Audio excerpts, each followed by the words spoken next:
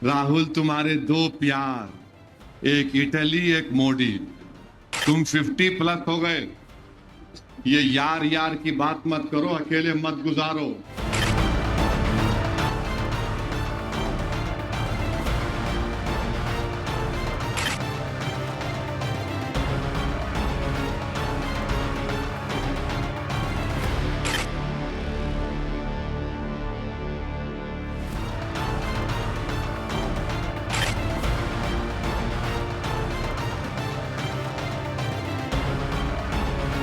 और मुझे यकीन है कि चौथी मर्तबा भी इंशाअल्लाह ताला अहमद बलाला।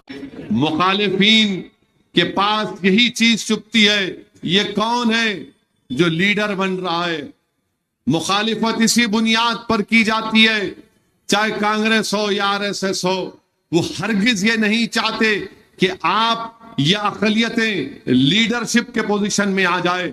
हाँ, मजहबी लीडर को बर्दाश्त कर लेंगे, मगर कभी भी सियासी कायद को बर्दाश्त नहीं करेंगे, कभी भी बर्दाश्त नहीं करेंगे। ये पिछले 70 साल की सियासत अगर आप पढ़ेंगे, यही कोशिश चलती रही।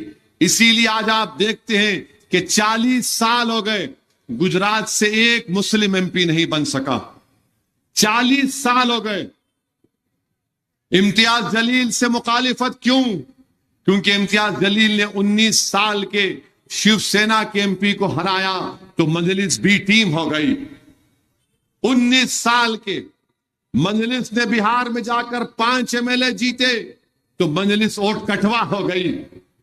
महाराष्ट्र से मुफ्ती इस्माइल को, जो दारुल देवबंद के आलिम दीन है, वो एमएलए बने मजलिस के तो मजलिस खतरा हो गया उनके लिए। धूलिया से शाह साहब जीत गए तो बोले ये क्या हो रहा है। किस पर इल्जाम लगता? जिना का मुझ पर लगता है, जबकि हमने जिना के पैगाम को ठुकराया। हमने जिना के पैगाम को नहीं माना। हमारे बुजुर्गों ने 2 नेशन थ्योरी को हमने रिजेक्ट किया, कॉम्पोजिट कल्चर को हमने माना। इसीलिए मजलिस पर इल्जाम लगाए जाते हैं। मेरे अजीज दोस्तों और बुजुर्गों, ये लड़ाई एमएलए की भी है, ये लड़ाई लीडर को और मजबूत बनाने की लड़ाई है। ये लड़ाई हमारे मरकज सियासी को मजबूत बनाने की है। ये लड़ाई हमारी सियासी क़ियादत को मजबूत बनाने की लड़ाई है। क्योंकि याद रखो, अकबर बाग के चौरस्ते पर कानून नहीं बनता, तेलंगाना की असेंबली में आपके लिए कानून बनता है। अगर आप इस बात का नोटिस लेंगे तो मुझे यकीन है कि आप अपने वोट को जाय नहीं होने देंगे। बताइए, आप दिल्ली से कांग्रेस के बड़े बड़े कायदीन आते हैं, कर्नाटका से आ रहे हैं, राहुल आए, उनकी बहन आई, कर्नाटका का सीएम आता है, मोदी आते हैं, अमित शाह आते हैं, योगी आते हैं। ऐसा लगता है कि हैदराबाद उतरते ही इनको नाम लेना पड़ता है मजलिस का, असदुद्दीन ओवैसी का। उतरते ही अब वो बाबा आए उत्तर प्रदेश से तो उनका तकिया कलाम है, हैदराबाद का नाम बदल देंगे। बाबा, ये ख्वाब है तुम्हारा, कभी नहीं पूरा होगा इंशाअल्लाह ताला। हैदराबाद नाम था और सुबह कयामत तक हैदराबाद ही नाम रहेगा इंशाअल्लाह ताला। अमित शाह बोलते रिजर्वेशन बंद कर देंगे। क्यों बंद करेंगे? बर्दाश्त नहीं करते कि एक गरीब मुसलमान का बच्चा, मुसलमान को नहीं, मुसलमानों में जो बैकवर्ड क्लासेस है उनको मिलता है, वो बच्चा डॉक्टर बन रहा है। ऑटो ड्राइवर की बेटी इंजीनियरिंग कर रही है, उसके बाद आरडीओ बन रही है, नर्स है, टीचर है। तो अमित शाह और मोदी बोलते नहीं, इनको हम ताकतवर होने नहीं देंगे, इनको कमजोर रखेंगे। कांग्रेस भी यही चाहती है कि कमजोर रखो इनको। कांग्रेस क्यों मुखालिफत करती है? बीजेपी क्यों मुखालिफत करती है? एक तो आपकी सियासी लीडरशिप ना बने और आप सिर्फ वोट देने वाले बन जाए। आप एक एटीएम की मशीन है कि जब वोट इलेक्शन आता तो मारो पासवर्ड, और एटीएम का पासवर्ड क्या है? तुम्हारी जान खतरे में है। एटीएम के पास जाकर बोलो कि फिर आरएसएस बीजेपी को रोकना है, मारो एटीएम में पासवर्ड, वोट लेके चले जाओ।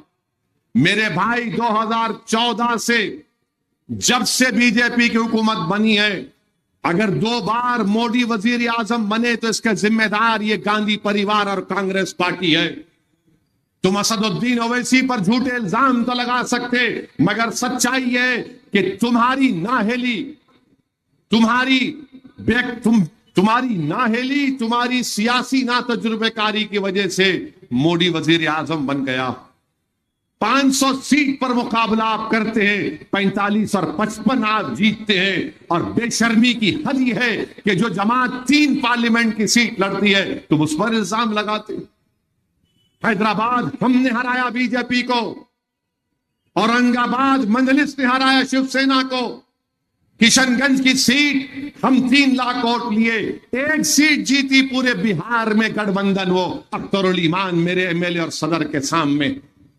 इनकी नाअहली की वजह से बीजेपी जीतती है और आज हमको आकर उंगली दिखाते हैं। अरे बताओ, मोदी के वजीर आजम बनने से किसका इनकाउंटर हो रहा है?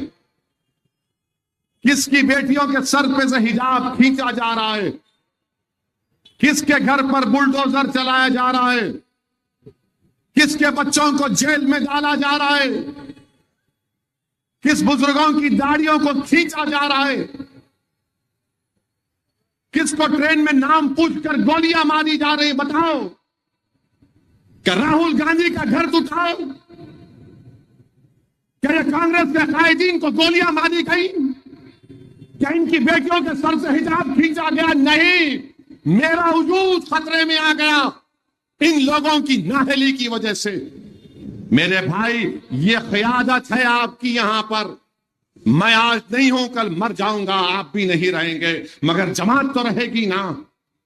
ये जमात के दुश्मन है, ये इत्तेहाद के दुश्मन है, ये तुम्हारे सियासी शऊर के दुश्मन है, ये तुम्हारी सियासी दूरंदेशी के दुश्मन है। इसीलिए मंसूबे बनाए जा रहे हैं मंजलिस के खिलाफ।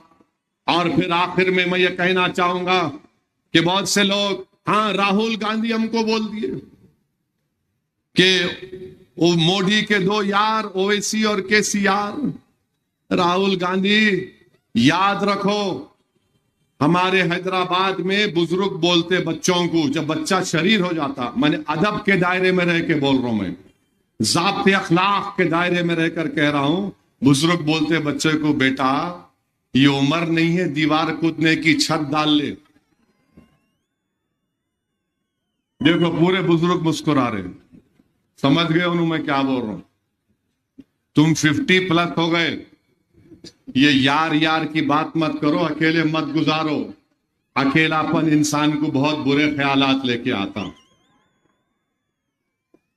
आप हमको बोल रहे राहुल तुम्हारे 2 प्यार, एक इटली एक मोदी। इटली क्योंकि आपकी वालदा वहां से आई, और मोदी, राहुल गांधी मोदी की ताकत है, जहां इन्हों जाते उनको जिता के आते, मगर इन्हों शेरवानी की तरफ देखते। और फिर कांग्रेस पार्टी बहुत वादे कर रही, मामू भी कर रहे। कांग्रेस पार्टी बोल रही हम 500 में देते सिलेंडर, मामू बोल रहे 400 में देता हूं। कांग्रेस पार्टी बोल रही हम 2500 देती औरतों के अकाउंट में, मामू बोल रहे 5 साल में 5000 कर देता हूं मैं। कांग्रेस बोल रही हम उतने लोगों को इंश्योरेंस करते हैं, मामू बोल रहे जिसका ने व्हाइट कार्ड है उसको इंश्योरेंस। तो मेरे को अकबर साहब की एक तकरीर याद आई। असेंबली में अकबर साहब तकरीर करके बोले कि 2 बड़े बड़े फेंकने वाले थे, तो दोनों बैठ के एक बोला उसमें से, मेरे बाबा के पास इतनी जमीन है, घोड़े पे निकल गए ना बाबा, तो खाली बाबा घोड़े पे से वो फेंकते फर्टिलाइजर, ऐसा फेंकते फेंकते फेंकते फेंकते चले आते, 3-4 दिन के बाद आया तो फसल खड़ी हो जाती। उन्हें सर को हाथ लगा के बोला ये क्या है रे भाई? तूने वो सोचा मैं क्या बोलूं? तूने बोला मैं अकबर साहब के घर पे खड़े, अकबर साहब बोल दिया है, अकबर साहब के घर पे खड़े रह के बंबू लेता हूं मैं, और बंबू लेके अंबरपेट से तारे को खींच के अकबर साहब के घर पे ला लेता हूं।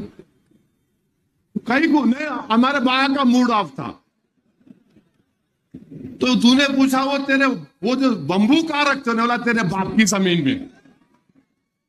तो ये है, ये फेकम फाकी हो रही है। गारंटी क्या है? गारंटी तुम्हारा इत्तेहाद है। गारंटी क्या है? तुम्हारी सियासी ताकत है। गारंटी क्या है? तुम्हारी क़ियादत है। गारंटी तुम्हारी आवाज है। गारंटी क्या है? तुम्हारी दीनी हमियत है। ये गारंटी है। ये सब काम में आने वाली नहीं है। आपके नुमाइंदों को कामयाब करिए, मजलिस के लिए दुआ करिए। इस असेंबली इलेक्शन में मजलिस के 7 MLA जीते और जुबली हिल्स राजनगर से कामयाबी मिले। बहुत बहुत शुक्रिया। अस्सलाम वालेकुम।